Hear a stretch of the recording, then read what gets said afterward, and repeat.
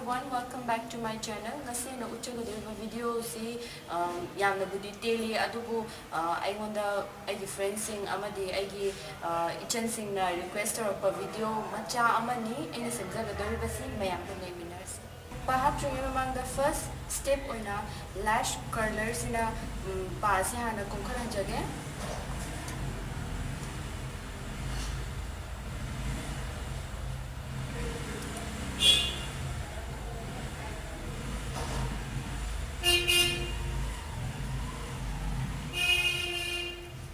Second step oina mascara apply tawjage.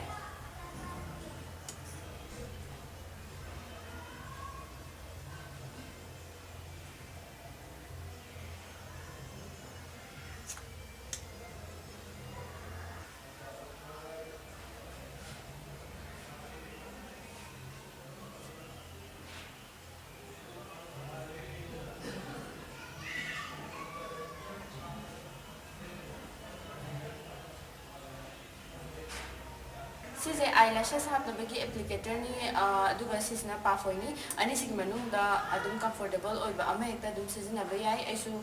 tweezers ina hena comfortable oizai du tweezers sizinajage.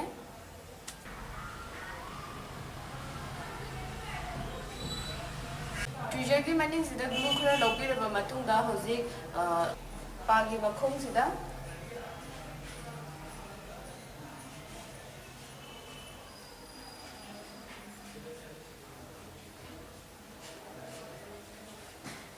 apply to view panakan ama dusu amuk blue apply to jage chap mana ba step ta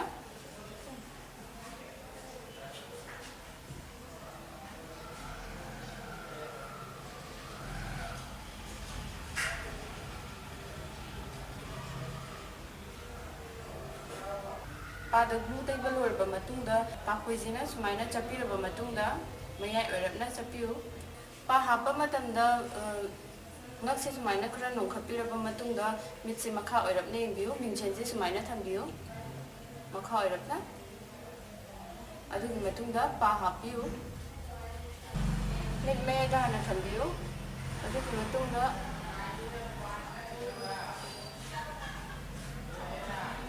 matai adugi matungda mit mano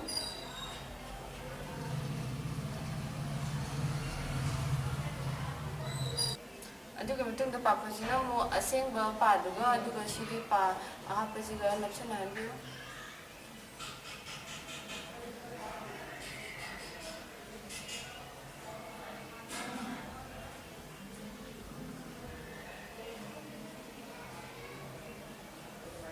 nakan naman si amuk chama na step ta mo hapsage mayaiga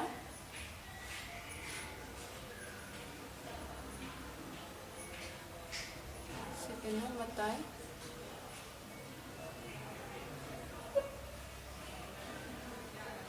third ta manung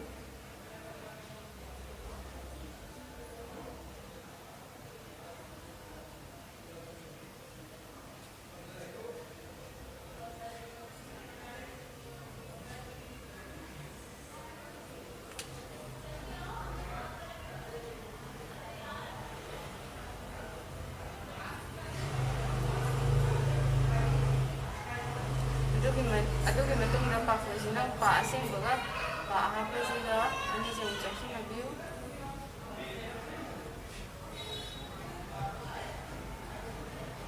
chappa ga mani ijen view haji pa hapasu lore karigumba pa du yamna sangbibo oragadi matai du chitang thappa kaubiganu